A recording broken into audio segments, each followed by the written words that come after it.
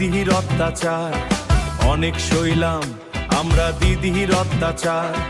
ভোটের বাক্সে দেব এবার কড়া জবাব তার, ভোটের বাক্সে দেব এবার কড়া জবাব তার।